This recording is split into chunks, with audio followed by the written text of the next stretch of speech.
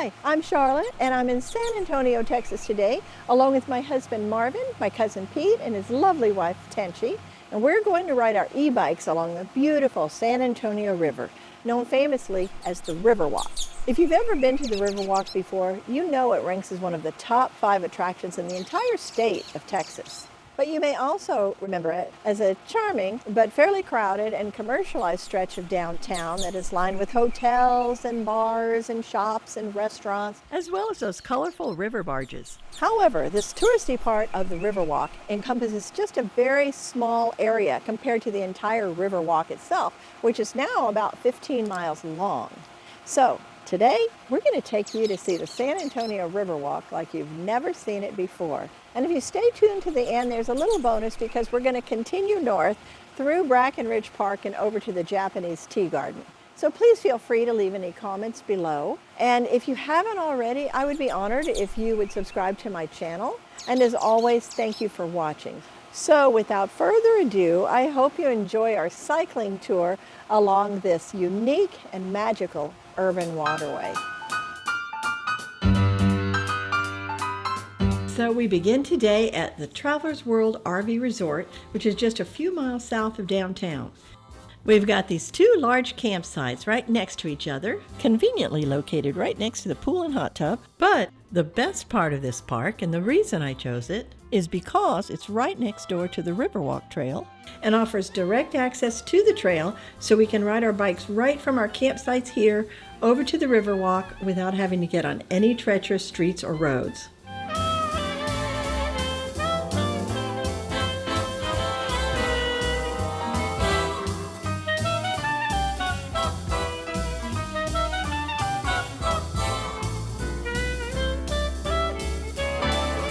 We're heading north today on what's known as the Mission Reach section of the Riverwalk.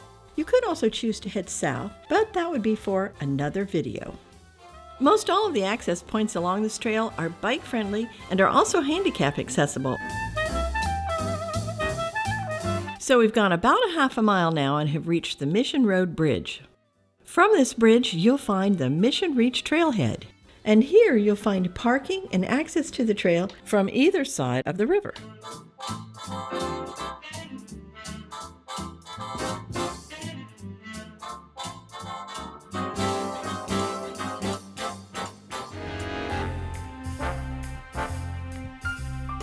The temps today are very mild. They're in the upper 60s and there's no wind to speak of. However, most of the trail is exposed to the sun, so be sure to cover up and or use sunscreen. We typically only do this trail between November and April because for us here in San Antonio in the summertime, it is just too unbearably hot and humid.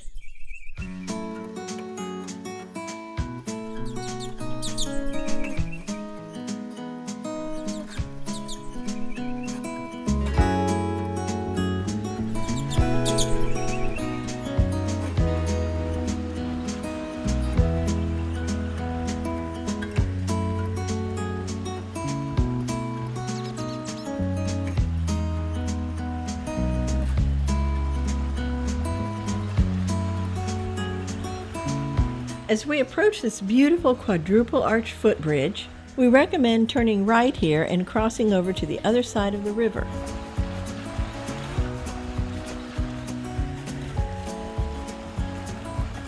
So now we're approaching the East Theo Avenue Bridge. Here you'll find Concepcion Park, as well as the confluence of the San Antonio River and the San Pedro Creek.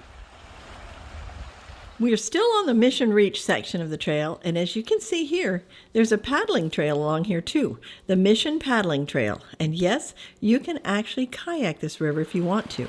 And you can see here that they have cleverly engineered what I like to call one-way water escalators. These special stair-stepped water chutes function as both riffles to allow for addition of oxygen to the water, and kayak chutes to allow boaters to simply and enjoyably travel downstream. But you should probably also know that swimming or wading in the river is prohibited by city ordinance. This is mainly due to water quality issues at certain times of the year. But the River Authority and the City of San Antonio are hoping that this might change in the future.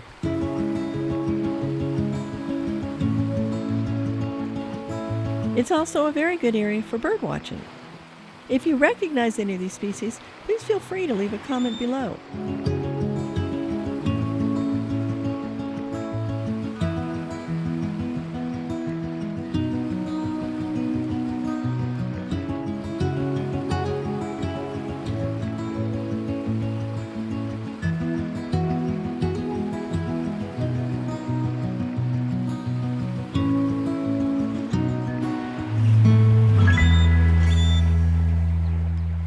Anyway, the San Pedro Creek Greenway Trail also runs into the Riverwalk here and offers another wonderful hiking-biking option to explore. However, that too would be for another video.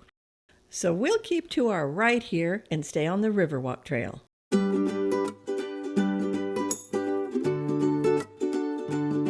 So at approximately 115 feet in length, this is one of the 2 longest kayak chutes here along the river.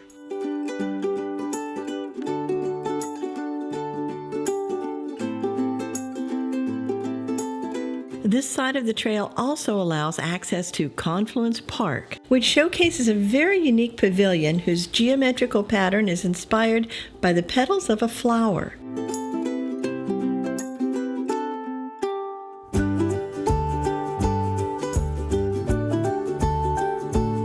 There is also ample free public parking here, along with bike access off of West Mitchell Street, which we happen to be heading under right now.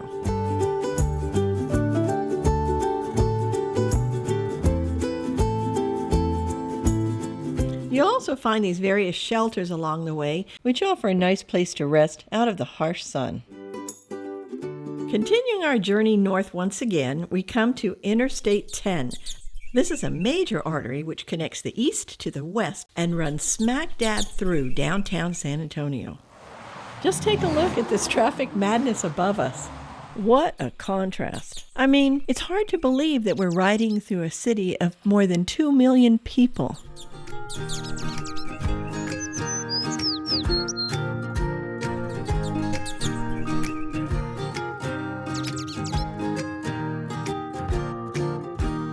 So now immediately after Interstate 10, we go under the Steves Avenue Bridge. You can still see Interstate 10 in the background, but neither of these 2 areas offer any river access whatsoever.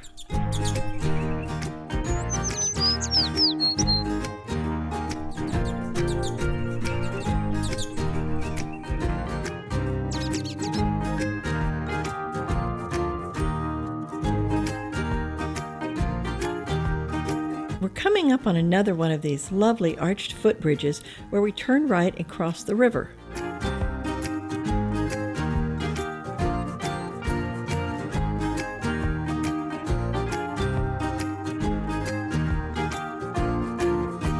This looks like it might be a good fishing or picnic spot and offers a close-up look at one of the kayak chutes.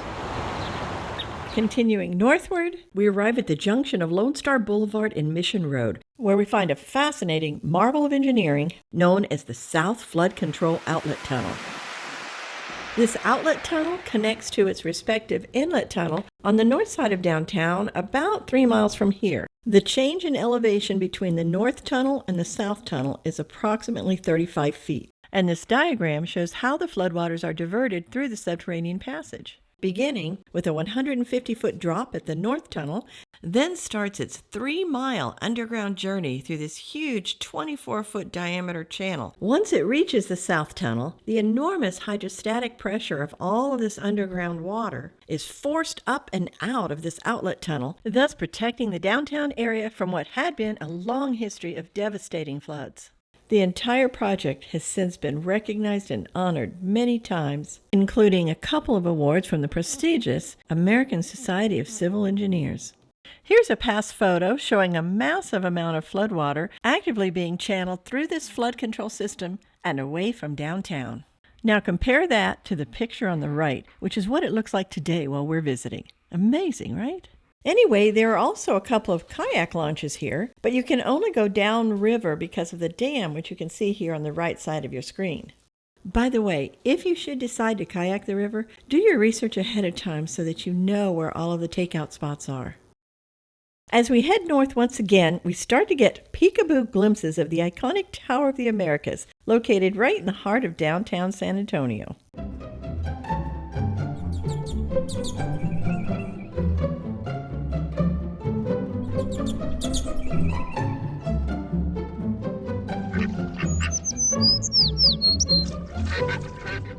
Okay, we're now approaching the Eagleland Drive Trailhead, which is our gateway to the next section of the Riverwalk known as the Blue Star Arts District. This trailhead is also adjacent to the historic King William District, and we enjoyed a little side trip around the neighborhood here to admire many of the 100-plus-year-old historic homes.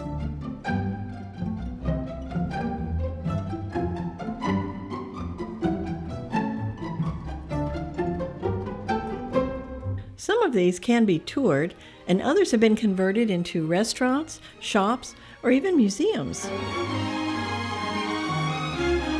And continuing our journey, we cross this pedestrian bridge, which takes us across the river and over to the Blue Star Arts District. This Blue Star Arts District is a mixed-use area, home to a collection of different art venues, as well as retail shops, eateries, pubs which offer live music, and residential spaces. There's no public parking for riverfront access here. Parking here is reserved for tenants, their guests, and patrons of the local businesses here.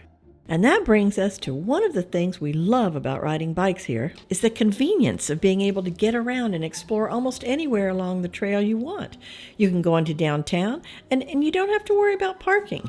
And if you've ever had to park in downtown San Antonio before, you know what I mean.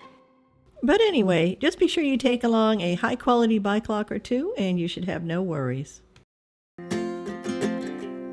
got time on our side. And we're coming up to the Blue Star Trailhead. I want you to know that every time you're away, I long for you so much I can find my way. Well, now that we're nearly to downtown San Antonio, you definitely can start to sense a different type of vibe down here. There's a much more urban and well-manicured feel to it. This is the East Gunther Street Bridge. You'll find another access point here for both bikes and kayaks, but no public parking lot. You'd have to look for parking somewhere along the surface streets. The kayaking is limited here also because there are dams located both north and south of this point. So what that means is that you would have to both put in and take out here. But it would be such a beautiful paddle here because the water is typically always glassy calm. Up on the street level, you'll find the historic Gunther house at the Pioneer Flour Mills. In fact, this used to be the personal home of the original founder, Carl Gunther, who established this mill over 160 years ago in 1859. And since 1988, it served as a restaurant and is now a very popular breakfast and lunch spot with both locals and tourists alike. You can even see parts of the original home which date back to the 1860s. Anyway, you'll usually find a crowd here, so be sure to arrive early and give yourself plenty of time to enjoy a delicious meal in this historic setting. Although it's no longer owned by the Gunther family, it's still in operation today. And with its iconic tower, it's hard to miss. As we continue to head north, we're now coming up to the San Antonio River Authority.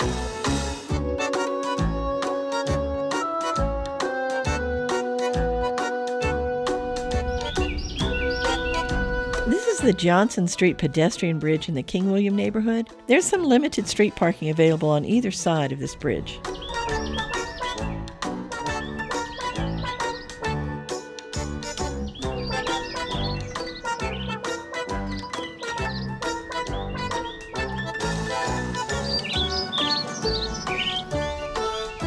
Well, we have finally made it to the highly commercialized downtown section of the Riverwalk, where bicycles, unfortunately, are not welcome. So we have to make our way up to street level. But luckily for us, those brilliant architects of this trail system have cleverly designed it to automatically route us up and drop us off at street level, East Nueva Street to be exact, which is where we'll begin our ride along the surface streets to reconnect with the trail system on the other side of downtown. So we begin our trek through downtown San Antonio by turning right here on East Nueva Street. And now at the traffic signal, we'll turn left onto Navarro Street. And as you can see, there's not much traffic to speak of here, and I'd really been dreading this part of our ride simply because street riding intimidates me so much, what with all the cars racing by. However, I found riding along these surface streets through the heart of downtown to be incredibly easier than I ever expected. And at Travis Park, we cut catty corner directly through the park to get to the other side at the corner of Jefferson and Pecan.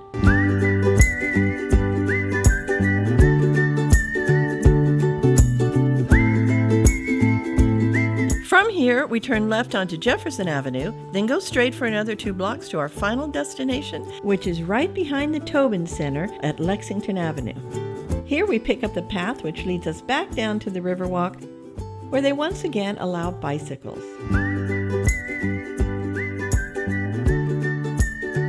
And there's also another spot here where you can launch your kayak. Aww, look at this sweet little duck. But it seems she's hiding something. And surprise! And look how many there are. Oh, and of course here comes concerned Papa Duck. Both Mama and Papa Duck appear to be cautious and protective. However, the tiny ducklings appear fearless, and I don't think that's a good thing. They came right up to us looking for food. Sadly, we didn't have any to give them, and we're really not supposed to feed the wildlife anyway, so they went in search of better prepared tourists.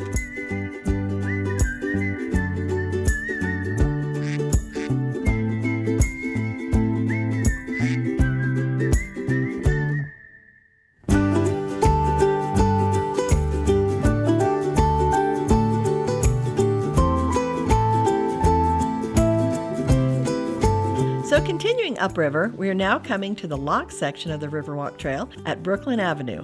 From here, you can see the Brooklyn Bridge and the locks beyond. Because there's a significant elevation difference between upriver and downriver, these locks act basically as large gated tubs that allow for raising or lowering of the water level to get a boat up or down to the river level on which they want to travel. I like to think of them as water elevators. The entire project was completed back in 2009, and in either direction, this water movement is controlled simply by valves and gravity flow. No pumping required. And it now allows these colorful river barges to move from the downtown and convention center area all the way up to the museum district and the old Pearl Brewery, now known simply as the Pearl.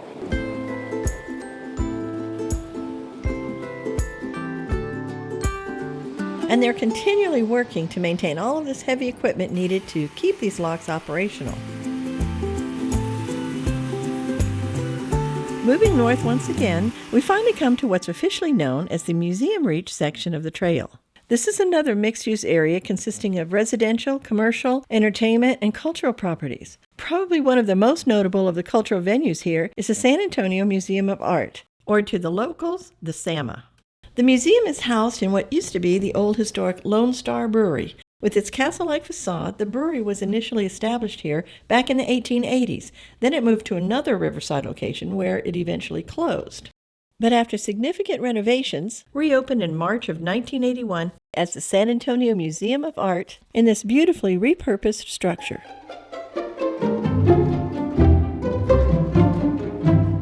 And from the trail, you can get to the SAMA by taking this ramp on your right here, up to West Jones Avenue, then turn left, and once you cross the river, it's the first building on your right. Continuing north, we are now passing under the old Lone Star Brewery pedestrian bridge. This used to be the sky bridge that connected the two old large brewery buildings. It was repurposed and restored and is now part of this wonderful trail system.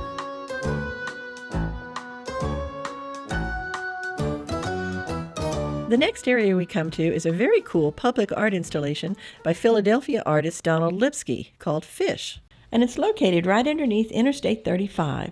It's actually a school of 24 colorful, giant 7-foot-long fiberglass fish. And as you can see, they're all suspended at different levels. And these fish are actually giant replicas of a local fish that is native to the very river below them, called the long-ear sunfish. In reality, though, this fish is really very small, only about an inch or two long. And once again, compare the serenity of the river down here with the traffic madness above. We found this not only charming, but thought it was a really creative way to brighten up the darkness here under Interstate 35. Just a short distance past the F.I.S.H. exhibit lies another interesting public art installation made entirely out of concrete. It's the whimsical, cave-like structure known as the Grotto. It was the vision of a clever and talented third-generation cement artist, Carlos Cortez, a native San Antonian. It's really magical and kind of creepy all at the same time. And if you'll hold that thought, I'll show you what I mean in just a second. It's such a creative design. I mean, just look at how he incorporated all of these seashells into this unique bench. Pretty cool if you ask me. And what's not to like about the splashy waterfall?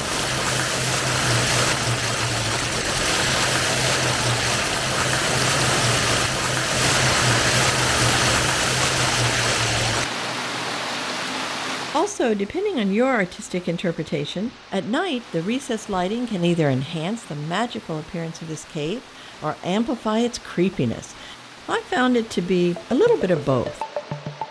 There are winding passageways through this cave, including a curving staircase that you can access at street level, which brings you into the cave through the jaws of this giant jaguar. And there are these cool sculptures of roots that appear to be growing down through the ceiling and along the walls of the cave. While I was recording, I happened to run across this bird's nest perched high up near the ceiling with these little tiny baby birds waiting to be fed. You just never know what you might find once you start looking around in here. There are so many nuances to this grotto that it's easy to miss some of them. Which brings us now to the most intriguing discovery yet, and arguably the coolest and most impressive. But it's also what I found to be the creepiest part of this entire project. And it begins right here at this lovely, innocent-looking, multi-tiered waterfall. I followed this waterfall all the way up to its origin, but was taken aback when I saw where the water was coming from. If you're not observant, this feature can easily be missed, but hidden way back up in the back of the secondary cave is this craggy troll-like face whose open mouth is the source of the waterfall. So, what's my reaction to this eerie creature? Well, it kind of creeps me out. But at the same time, I have to hand it to the artist for creating such an evocative piece of work. We really like the grotto. All right, heading north once again, and just around this next river bend, we arrive at this enchanting section of the river known as Pearl Springs.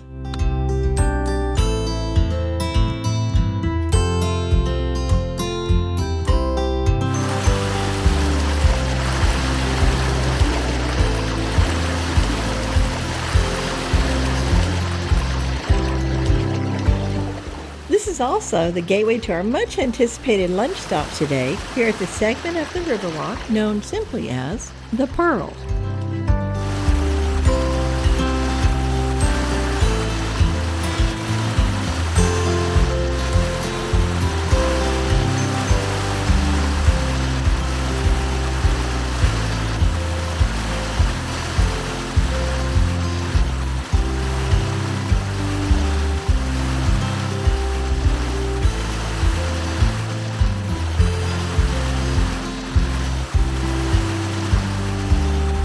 And here's where we'll find the historic Pearl Brewery building.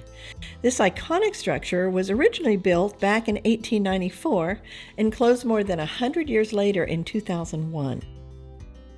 And if you're lucky enough to score a stay here, they'll include a guided tour of the hotel, including interesting details about the conversion.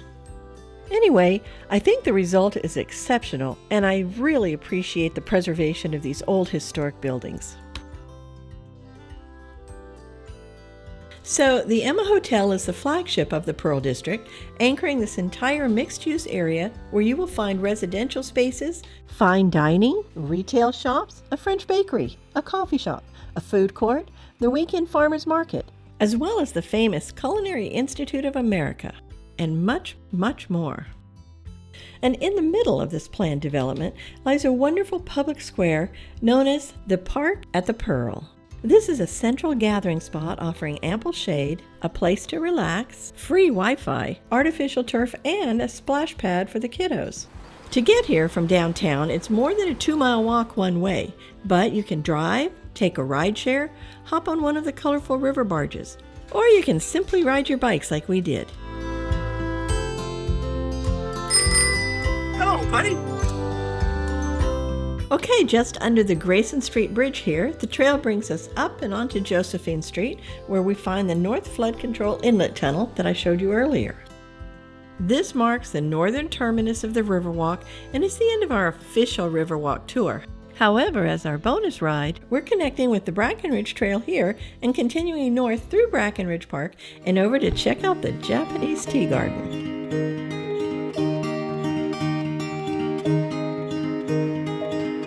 We were young and we were free and running, never bothered about what could be coming.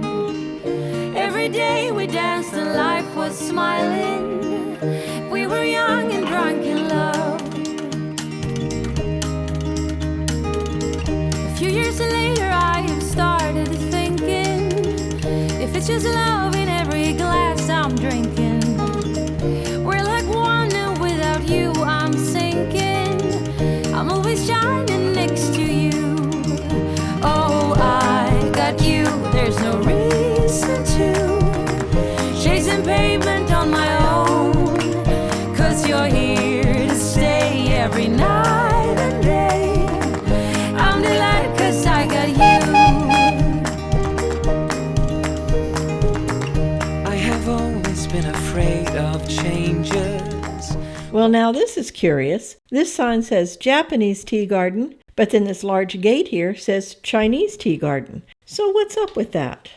Well, it turns out that this lovely retreat used to be an old abandoned cement factory and limestone quarry. And over 100 years ago, back in 1918, it was repurposed and opened as the Japanese Tea Garden, complete with a 60-foot waterfall and a koi pond. The design was originally inspired by Japanese art and fashion of the day, which was popular at the time. And a local Japanese American by the name of Kimi Jingu was also influential in the project. And in 1926, he and his family were invited by the city to live and work here on the grounds as caretaker. Sadly, he died in 1938, but his wife and children continued to live and work here. But just a few years later, in 1942, after the attack on Pearl Harbor, the rising anti-Japanese sentiment led to their eviction and the renaming of the gardens to the Chinese Tea Garden. In 1984, though, thanks in large part to the then current mayor, the original name was finally restored and is today once again officially known as the Japanese Tea Garden. And as homage to the wrongly evicted Japanese-American family that called these splendid and serene gardens home for nearly 16 years, there is an on-site Japanese cafe dedicated to and renamed in their honor, the Jingu House. Anyway, these gardens are an enchanting escape from the noise of the city and definitely worthy of a visit. So I hope you enjoyed the ride along with us, and that it may even inspire you to check it out yourself someday. So the total distance we traveled today was 19 miles round trip, an easy ride even if we weren't on e-bikes. Again, if you like this video, please hit the subscribe button and give it a thumbs up. It's completely free, and as always, and until next time, thank you for watching and happy biking.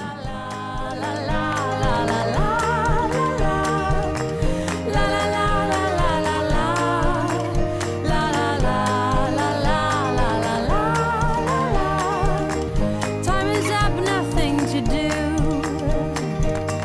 You are gone.